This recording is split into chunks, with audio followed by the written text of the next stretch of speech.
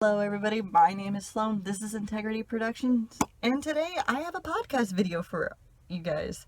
I never thought I'd get into podcasting. This is a difficult thing considering I stammer and stutter a lot, even with my nose. Trust me, I've attempted this a million times.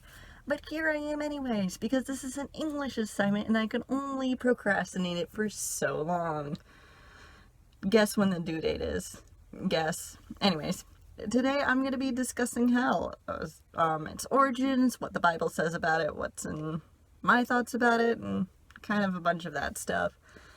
I told my teacher this is going to be more of an in defense of hell thing, a sort of why you shouldn't fear it. Maybe it's okay to find comfort in the idea of hell. And I'm going to stick with that. As a result, here's your disclaimer that we're going to be talking about religious themes. That should be obvious. I'm going to be citing things from the Bible. I'm going to be referencing heinous crimes and sins that people do. And this is going to be slightly more mature, but still school appropriate. So PG-13, as most, if not all of my content is.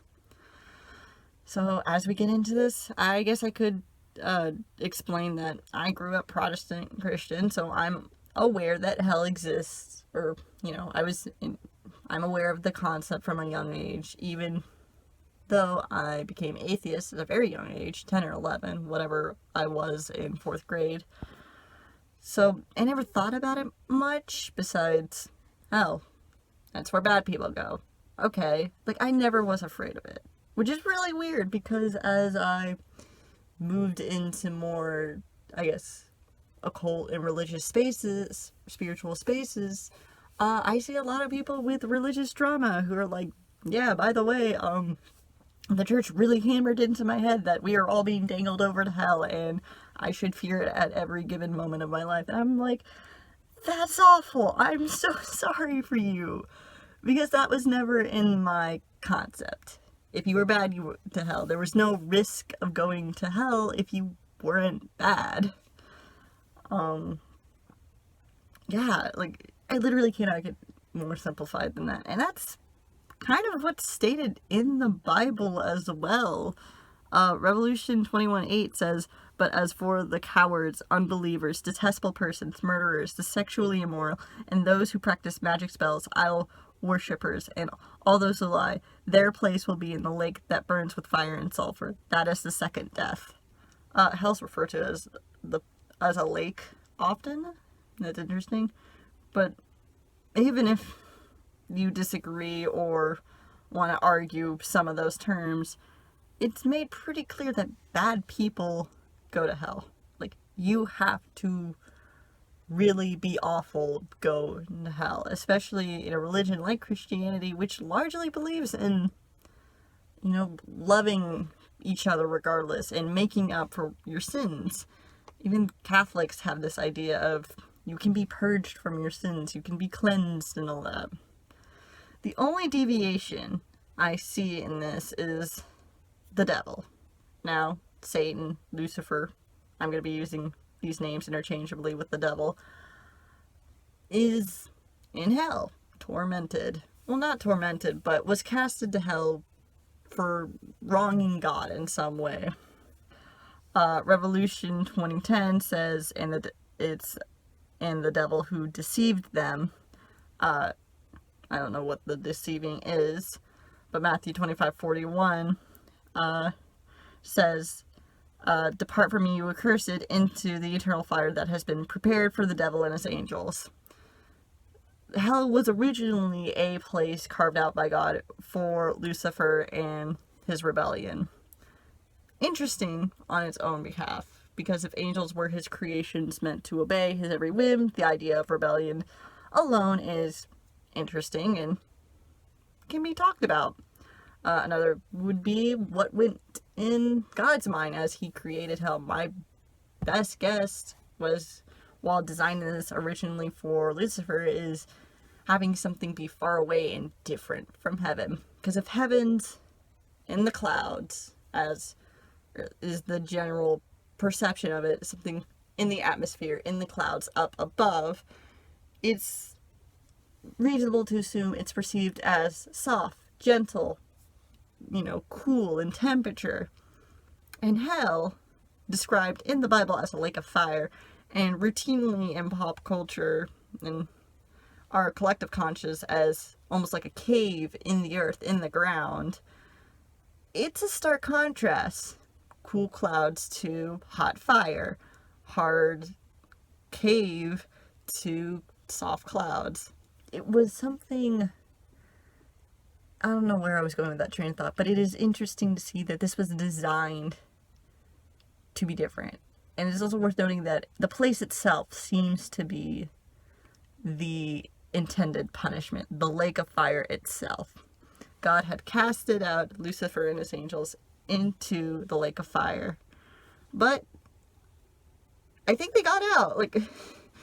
I vaguely remember a couple of instances where the devil is the one tempting some notable person in the Bible. I believe it was Jesus. I could be wrong, but I believe it was Jesus.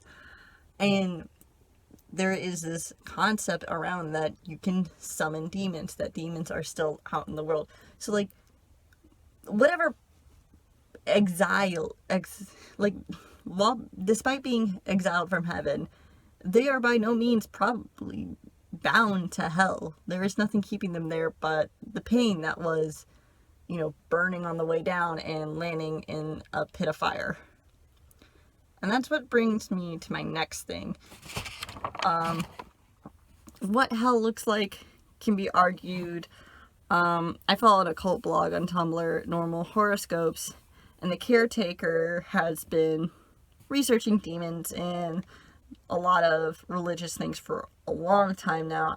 And honestly, this has been in my notes for a while, but they described hell as actually like an upside down bell shape in the earth. And it's interesting because they said that hell has a biodiverse environment based around blood and souls, which is really creepy but kind of tracks. And there was multiple cities in hell. And that's a post I actually came across a year ago. In my notes, it's April, I want to say the 20th. I don't feel like flipping on that much, but take my word for it.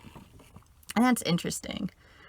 And it got me thinking of the timeline of just kind of hell's creation. I don't buy into the Ragnarok theory that demons somehow colonized this place. No, it was made by God into this earth. And I say earth in quotes because this is obviously in a more metaphysical realm. This is dealing with souls and stuff. But my theory is Lucifer and his rebellion and all that jazz happened briefly at some point before Adam and Eve. And that's important because some people interpret the devil as the one being that tempted Eve, the devil being the snake. So hell was never originally made with human sins in mind. Because if this was before the apple, this was before Adam and Eve had knowledge, this was before they had the capacity to sin. They didn't have that free will. But now, humans do have free will, and surprise, surprise, to not us, humans are kind of god-awful at times, and do heinous, heinous things. God in heaven look at this and say, don't like that, we don't want that here. They're not allowed in heaven. They're cast to hell. But the crimes we commit is arguably a lot more awful than disagreeing with God or rebelling against God. Granted, we don't actually know. I have no idea the whole scenario that caused Lucifer to fall from heaven. And quite frankly, I'm not interested in that part. But humans have done awful things to each other. If you just look in the past few years alone, you know of some celebrity, some person, and maybe somebody you know personally that has done something irredeemably awful.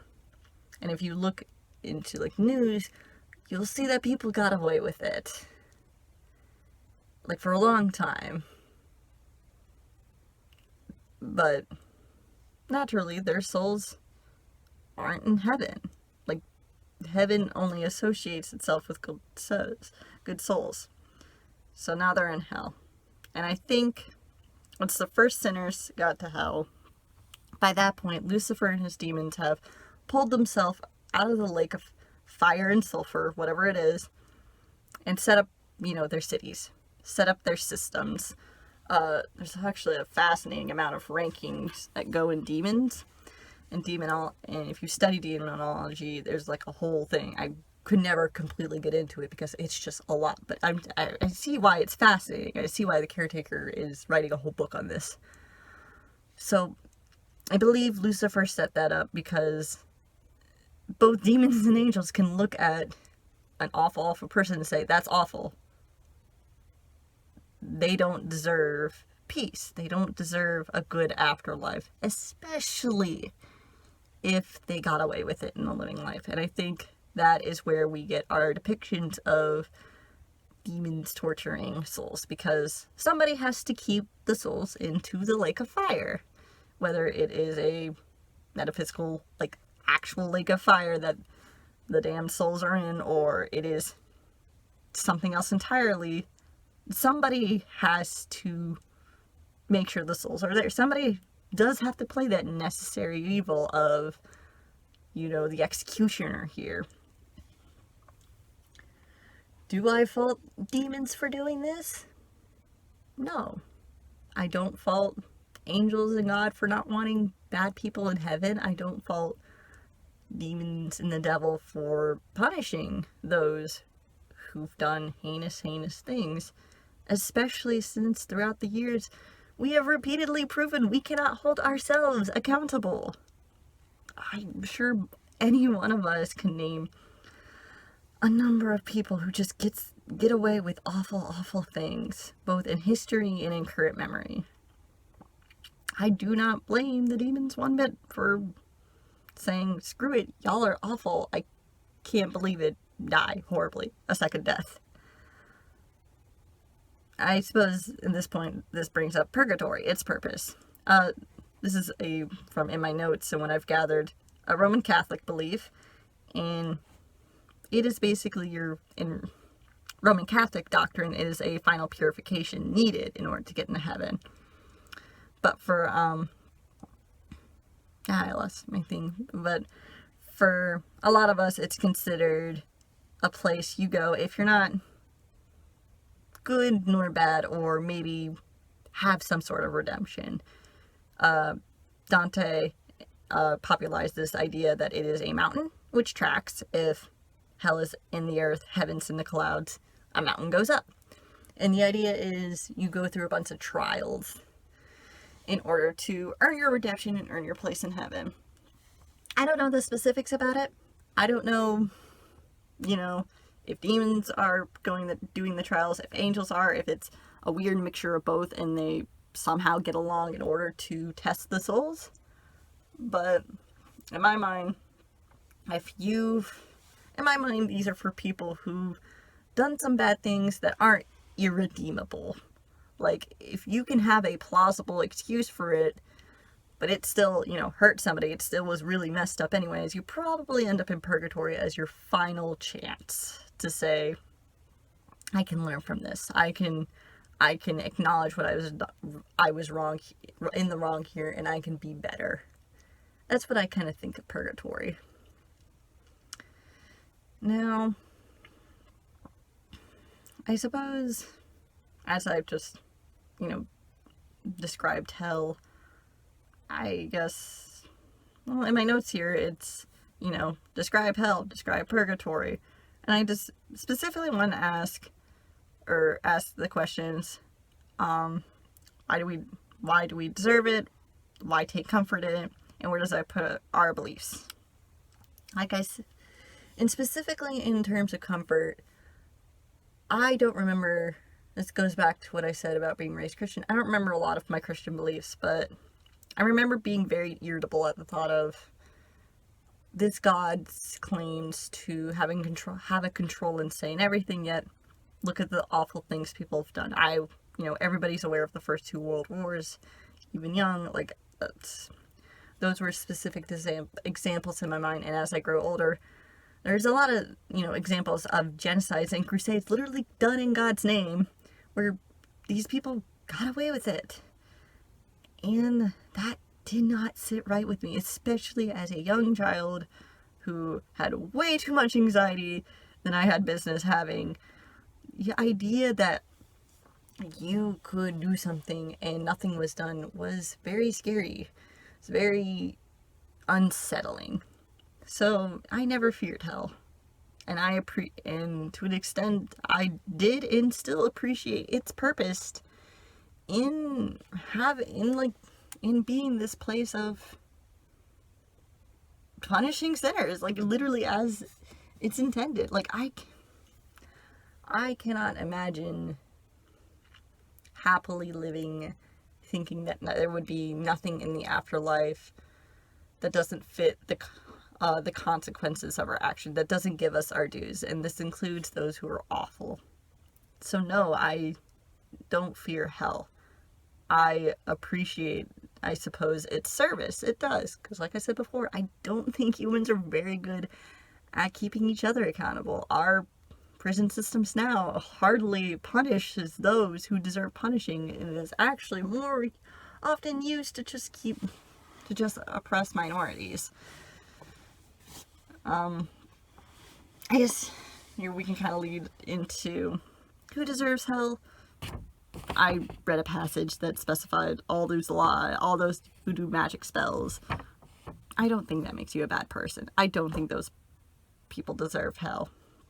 And I think if any demon looks at you and realizes your crime was, I lied once, or I do witchcraft, they're not going to consider you a terrible human being. They're going to tell you to not bother them. They're going to, go away. We don't care.